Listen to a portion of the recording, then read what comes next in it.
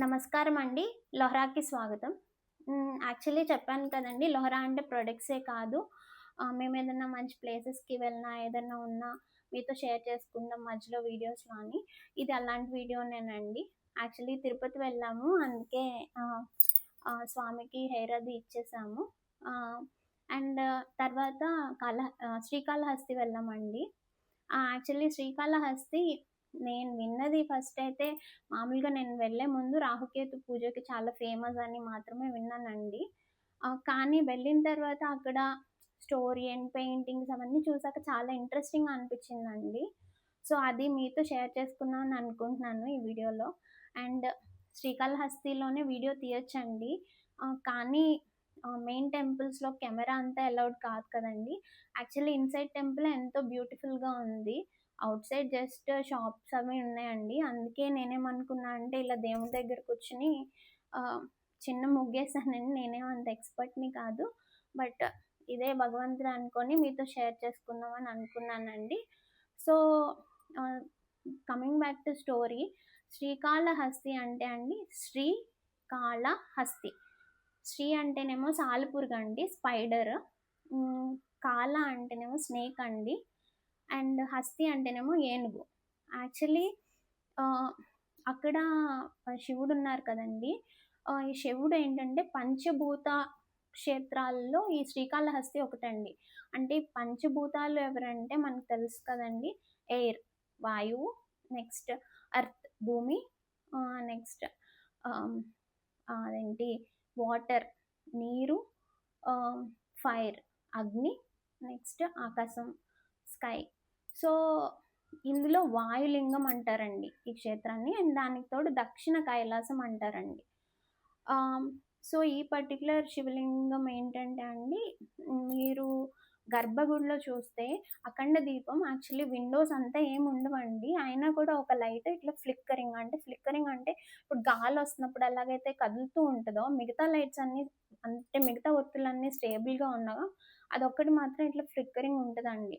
అదే గుర్తనమాట. అంటే వాయుదేవుడు అక్కడ ఉన్నాడు. అంటే ఎలాంటి వెంటిలేషన్ అంటే విండోస్ అలాంటివన్నీ ఏమీ లేకపోయినా స్టిల్ ఆ ప్రెజెన్స్‌ని అలా చూపిస్తారు మనకి అని. అండ్ అక్కడ పీల్చే గాలిలో కూడా శివుడున్నారు అనే నమ్మకం కొంతమందికి ఉంటదండి. ఎందుకంటే ఇది వాయులింగం కాబట్టి. అండ్ శ్రీకాళహస్తి, సాలెపురుగు అండ్ నెక్స్ట్ స్నేక్ అండ్ ఏనుగు ఈ 3 ఏంటంటే ఈ టెంపుల్స్ ఇవన్నీ కట్టకముందు ఈ స్వామి ఉన్నప్పుడు ఆహ్, వాటి శక్తి ప్రకారం వెళ్లి పూజలు చేసేవండి.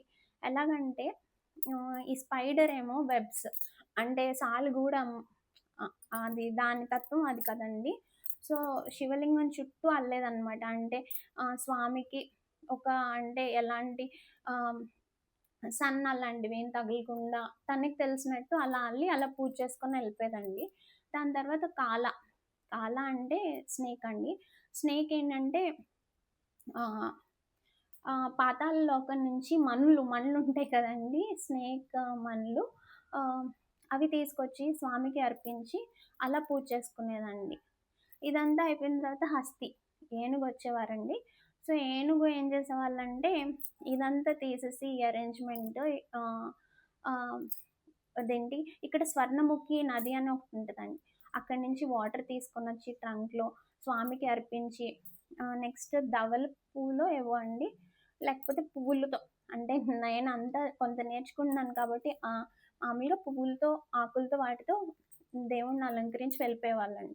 కొన్ని రోజులు ఇలా జరుగుతుండగా వీళ్ళ ముగ్గురు మధ్యలో కొంత కాన్‌ఫ్లిక్ట్ ఒస్తదండి. అంటే అసలు ఎవరు నేను చేసి ఇలా పూజ చేసి ఎళ్ళిపోయాను గదా! ఆ పెట్టింది పెట్టినట్టు ఉండట్లేదు. ఎవరు చేస్తున్నారు ఇదంతా అని ఒక దాంతో ఏం చేస్తారంటే ఈ స్నేక్ చూస్తదండి. అండ్ కొన్ని స్టోరీస్‌లో ఏం చెప్పారంటే అంటే నేనిది హ్మ్. 'శ్రీకాళహస్తి మహత్యం' అనే పుస్తకంలో చదివి మీతో షేర్ చేసుకుంటున్నానండి. బట్ వృత్తాంతం అన్నది ఒక్కొక్క దగ్గర కొంత డిఫరెంట్‌గా ఉందండి. ఆహ్, కొన్నిట్లో ఏంటంటే సాలెపురుగు స్నేక్‌కి చెప్తదనమాట. ఎలిఫెంటే ఇలాగ నువ్వు చేసేదంతా తీస్తుంది అని. కొన్ని దాంట్లో ఏముందంటే స్నేకే అబ్జర్వ్ చేస్తదంటండి.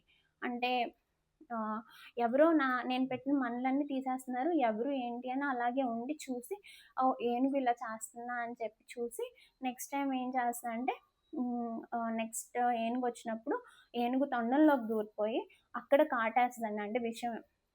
సో అది తట్టుకోలేక ఏనుగు స్వామి దగ్గర అండ్ అక్కడున్న కొండల దగ్గర పాదేసుకుంటే అక్కడ ట్రంక్‌లో ఉన్న ఆ స్నేక్ కాలా కూడా చనిపోతారండి. హస్తి కూడా చనిపోద్ది. ఈ ఫైట్‌లో అక్కడ స్పైడర్ కూడా ఉండటం వల్ల స్పైడర్ కానీ ఇది ఇది చనిపోవడం కాదండి. అది మోక్షం.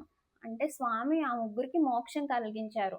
అలాగా. ఎందుకంటే వాటి వాటి శక్తికి తగినట్టు స్వామికి పూజలు చేశారు కదండీ! కానీ విధానం ఒకటి కాదు.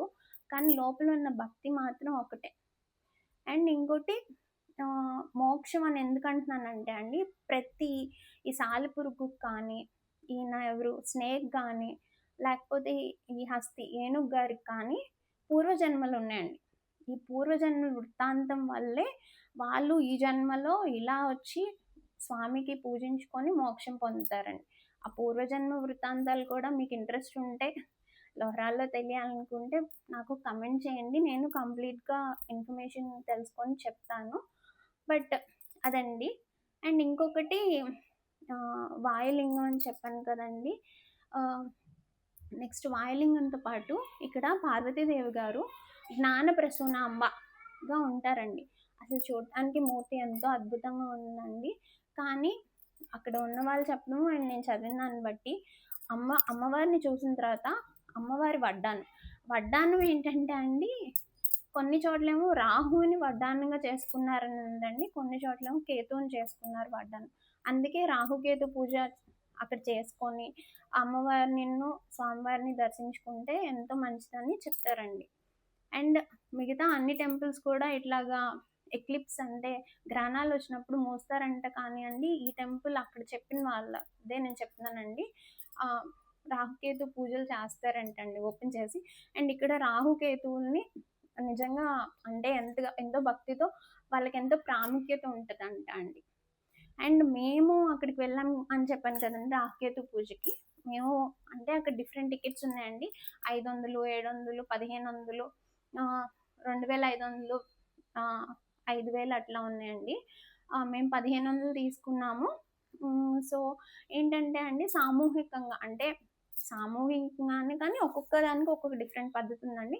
మా 1500 టికెట్‌కి అయితే మాత్రం మాకు ఏమేమి ఇచ్చారంటే ఒక ఎర్ర వస్త్రము, నల్ల వస్త్రము, అదేంటి మినువులు, ఉలవలు, పువ్వులు, పూజ చేయడానికి కొబ్బరికాయ, నెక్స్ట్ రాహుకేతువు యొక్క మూర్తులను ఇచ్చారండి. ఆ రాహుకేతువుల్ని మనం ఏదైతే ఎర్ర క్లాత్ లేకపోతే నల్ల క్లాత్ దాని మీద పెట్టి మనం పూజ చేస్తే పూజారి గారు మన చేత పూజ చేపిస్తారండి పుష్పాలతో. నెక్స్ట్ తర్వాత కుంకుమ, పసుపుతో అంతా అయిపోయిన తర్వాత మనం స్వామిని దర్శించుకోవడానికి వెళ్ళినప్పుడు ఆ మూర్తుల్ని వాళ్ళు చెప్పిన విధంగా మళ్ళీ హుండీలో వేసేస్తామండి, సమర్పిస్తామండి. తర్వాత జ్ఞానప్రసూనాంబ గారిని చూడటానికి వెళ్తామండి.